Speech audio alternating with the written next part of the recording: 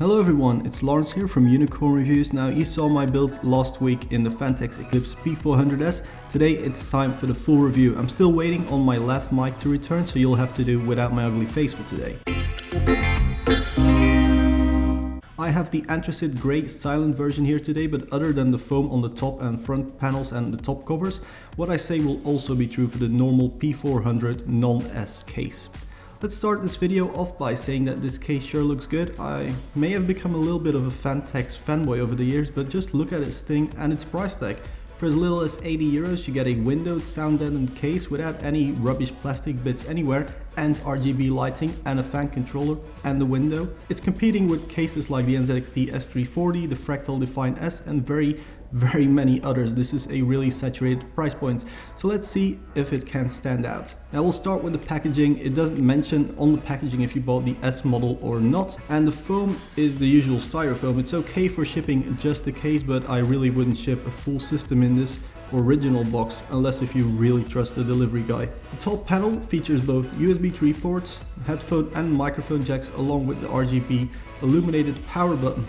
There are two magnetically attached covers for both the top fan mounts. You can put a 120 or 140 in each. The 120s are all the way over to the left, so you can get any thickness radiator and fan combo as long as you clear your memory sticks and motherboard heatsinks. The panels are more for looks and dust prevention, as I don't actually hear any difference with or without them. I love how the top has chamfered edges and looks really thick while still being made from a one piece of really thin steel, so that's really nicely extruded.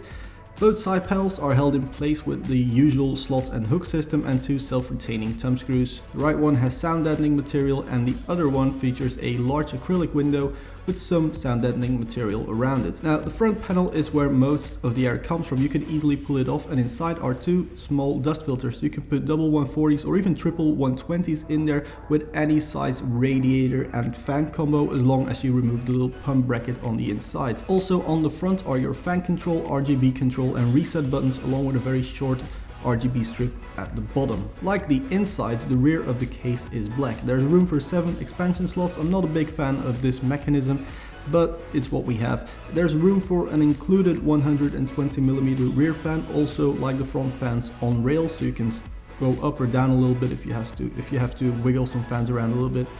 Beneath the power supply is a very easy to remove and reinstall dust filter, so that's massive thumbs up there. However, this rear panel is where you start to notice that this is a budget case. The steel is very thin on the rear of the case and also on the motherboard tray. Now opening her up, you can see the very clean looking internals. The basement is ventilated. All the hard drive cages are gone for optimal airflow, but you can install 4 more drives if you want to in the front, but you'll have to buy these brackets separately. For now we have plastic inserts there. There's a giant CPU cutout for easy swapping of coolers up to 160mm. In the front are two large rubber grommets for all those cables. On top and below there are more holes, but those are not grommeted. You can of course also install any size graphics card in here. Moving to the other side, you can see the typical Phanteks 3 velcro straps for all your cables, along with a very plain looking motherboard tray. There aren't any cable hooks here. I would really like to see more of them. There's however plenty of room for stashing cables in the basement in front of the power supply. But with this power supply you have to install all your cables first before putting the power supply in, because it'll be a nightmare to get them in afterwards. Now on the rear of the motherboard you also have two drop and lock SSD brackets, so dual SSDs, along with dual hard drives in the bottom as well. These are the usual Phanteks flappy wing designs. And in front of this hard drive cage you can also stash more cables. The RGB button on the front can actually hook up to yet another connector. You can have 2 RGB strips on there.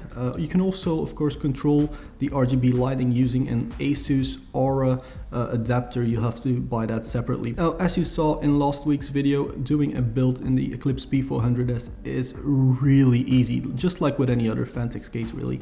There's plenty of room and there are no weird tricks you have to use, and with this one you can even completely ignore the USB 3.0 cable that I got a little bit stuck on with the Ento Pro M. Anyone can basically make a very clean looking system in here. My entire build Took 1 hour and 13 minutes, and that is including making custom brackets for the fans, because I'm using Be Quiet fans on a Noctua cooler, as well as swapping more front fans in, also Be Quiet fans. So that took me some time. I think a realistic build time for a very simple build by an experienced person is around 30 minutes tops. Now, it's not all perfect though, and while I love that Phanteks managed to sell this case at such a ridiculously low price point, the metals inside feel a little bit too thin for me, and I even had to bend some metal back in place around the power supply area.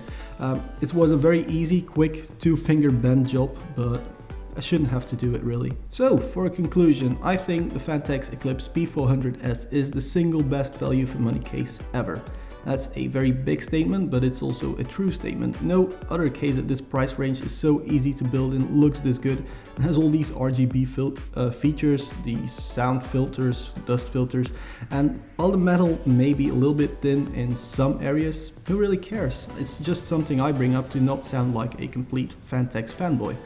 So I would definitely recommend anyone looking for a sub €150 case to buy this one, because I really think that it is competing all the way up to a €150 ceiling. So folks, if you like this video, press that like and subscribe button. You can follow the channel by using any of the Facebook, Twitter, Patreon, or even PayPal links in the description below. Thank you a bunch for watching. I'll see you guys next week, hopefully with my repaired microphone. Cheers!